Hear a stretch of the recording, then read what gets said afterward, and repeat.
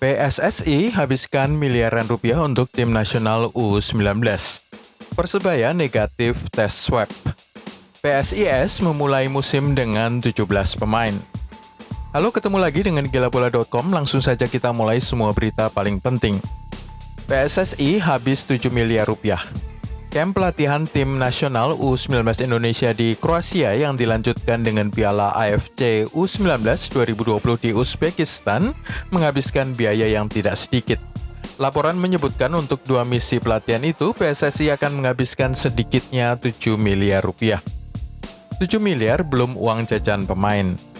Duit 7 miliar rupiah yang akan dihabiskan oleh PSSI untuk camp latihan Timnas Indonesia serta Piala U19 ternyata belum termasuk uang jajan para pemain. 7 miliar itu hanya habis untuk tiket pesawat, akomodasi, dan konsumsi. Timnas bisa lanjut ke lokasi lain. Jika kompetisi Piala AFC U19 di Uzbekistan dibatalkan karena kesulitan transportasi, maka PSSI berencana melanjutkan camp pelatihan ke Spanyol, Portugal, atau ke Turki.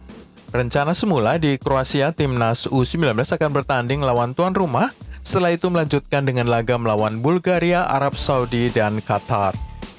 Persebaya negatif COVID-19. Kabar gembira dari Surabaya, tim Bajul Ijo ini seluruhnya negatif COVID-19 setelah menjalani tes swab pada hari Kamis lalu. Tes diumumkan pada hari Sabtu melalui akun media sosial klub. Tes ini dilakukan sebagai persyaratan untuk memulai musim baru Liga Indonesia sekitar 1 bulan lagi dari sekarang. 3 pemain Persebaya belum bergabung. Meskipun sudah tersisa 1 bulan lagi sebelum musim yang baru dari Liga 1 Indonesia, ada 3 pemain yang belum bergabung dengan tim, yakni David da Silva, Mahmud Eid, dan Aaron Williams. Persebaya menerapkan protokol ketat. Ada yang berbeda dari biasanya di camp pelatihan tim Persebaya pada periode saat ini. Jika biasanya para pemain mengambil sendiri makanan mereka, maka guna memperkecil potensi penularan melalui sendok dan peralatan makan, petugas dapurlah yang akan mengambilkan makanan untuk para pemain.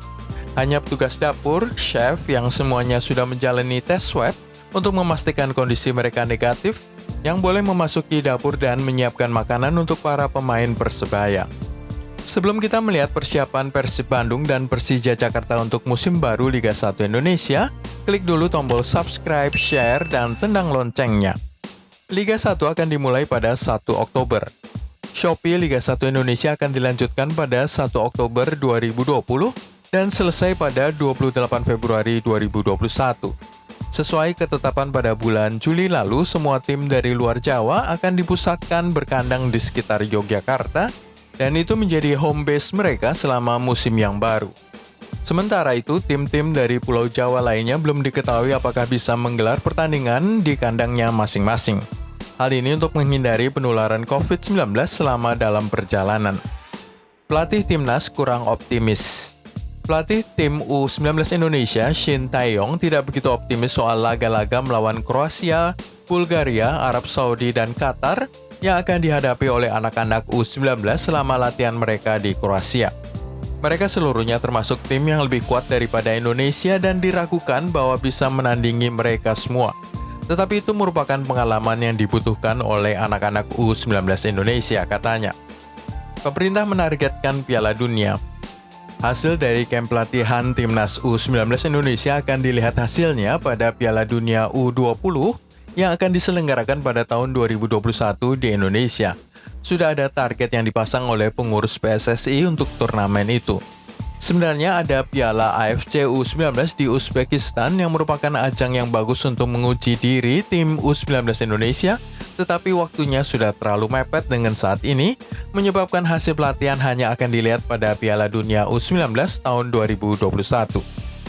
PSIS hanya punya 17 pemain. PSIS Semarang memulai latihan perdana mereka hanya dengan 17 pemain saja.